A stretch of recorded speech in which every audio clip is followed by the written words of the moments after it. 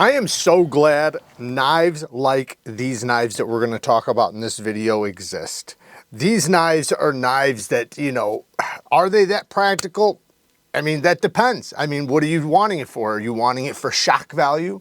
Are you wanting it to get smiles and, you know, to excite people and to just wow people as they see it? In that case, it's very useful. Now, if you're into the crazy, insane, and obnoxious, check out the link down in the description. I'm gonna link tools for gents. Now, they have much more than just the obnoxious and crazy. They also have great EDC knives, fixed blades, all different kinds of stuff. So check out the link down in the description. It is a Dutch site, so, you know, you might have to go up to the corner and translate it to English, but, you know, it's just take that into consideration when you're looking around the site, that this is the prices are Dutch and things like that, so you're gonna wanna translate it over to American currency. No, they're not the most EDC friendly as far as regular light duty EDC goes, of course, but that's what's so awesome about them, right? We have so many EDC knives. There's plenty of those, and I love that there's more of those always coming too. But man, oh man, when I see these obnoxious, ridiculous knives come out, I'm here for it. I love it. I freaking love it. I think it's badassery all the way around. You know, I hate to say the bigger the better, because they're going to wind up coming out with something the size of a Ford truck, but these knives are really badass. So today we're checking out the Max Ace TITANO and the PMP GRIZZLY. Now, the TITANO, you know, while being very, very, I mean, just when it's closed, like, it's one of the widest knives I've ever seen in my life as far as, you know, this measurement to this measurement. It is very, very large. However, it's not like ridiculous. Like, okay, it's a little ridiculous, but what I mean is that it's actually not too long. Like, it's a pretty decent size. One, it does fit in my pocket. I did carry it. I was using it outdoors. I did use it to cut cardboard up. And surprisingly, this thing's actually pretty slicey.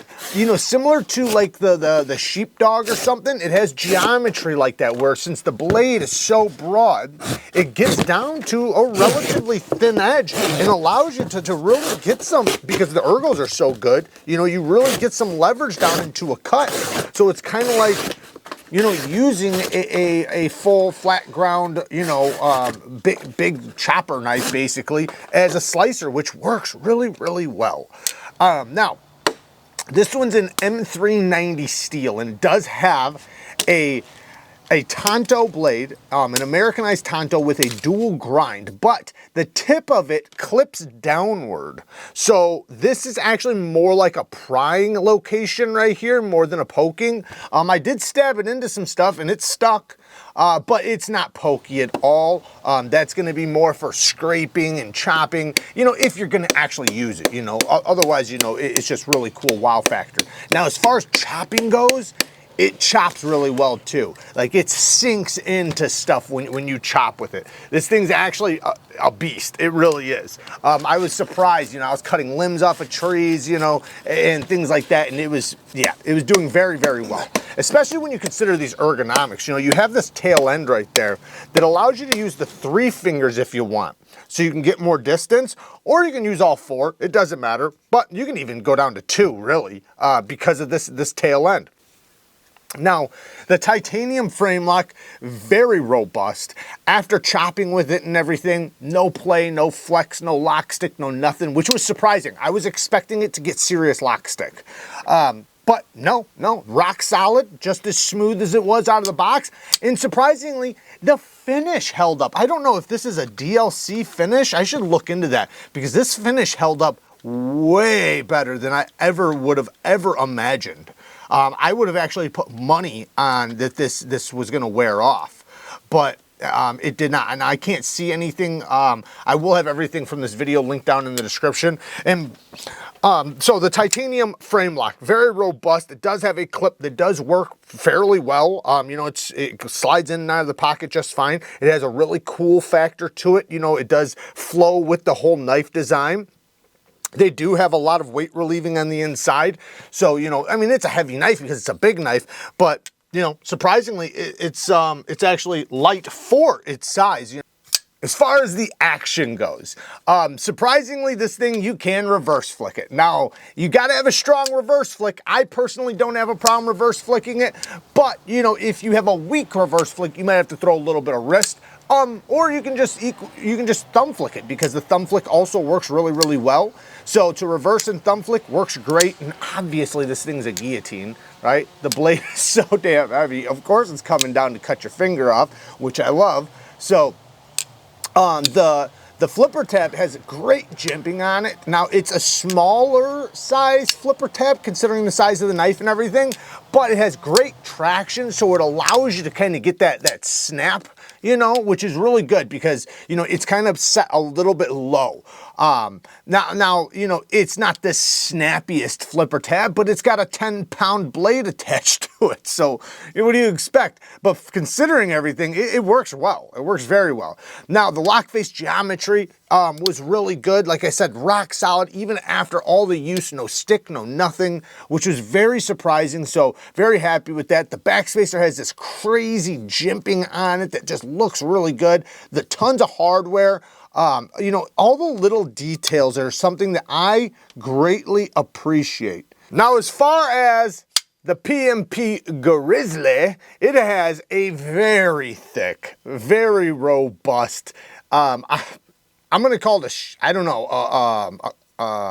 a spay point.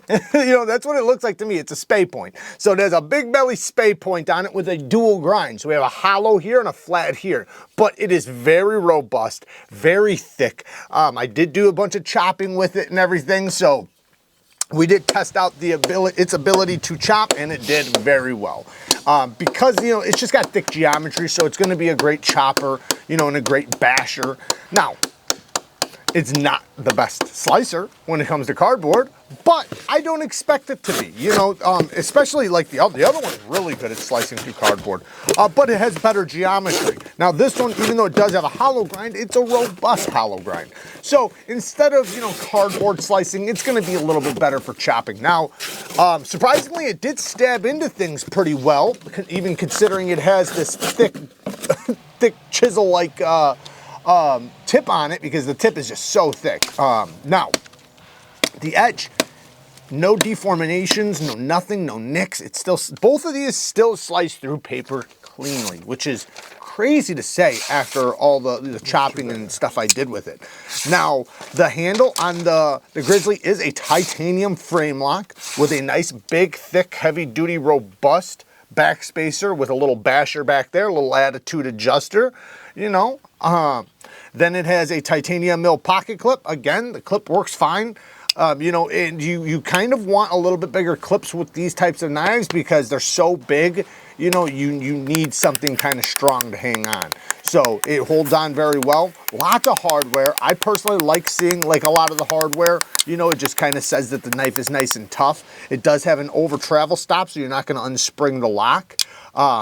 Again, no deformation to the lock face afterwards, like no lock stick, no nothing like that. They both have big stop pins, which is another thing I always appreciate. Now, the action, this thing is literally the definition of a guillotine. When it drops, oh, it drops. And listen, do you hear that? All 65-pound blade is coming down on your finger if you leave it there. So one cool thing is it does have the flipper tab in the way, so you can hit it with your thumb, or hit the flipper tab on your thumb. Then you can move it out of the way and it comes down. Now it does have a flipper tab, which, you know, works fine. You know, with this heavy of a blade, breaking the detent, the weight of the blade just kind of takes over, you know. So, and it has a nice size flipper tab, good jimping, so, you know, the flipper tab actually works pretty well. Now, it does have the reverse flicking fuller, which also works really well. Thumb flick, you know, it's not as good. You can do it, but it's not as good. The reverse flick is where it's at. The reverse flick or flipper tab. Ergonomics, you know, obviously, both of these knives are going to be very ergonomic.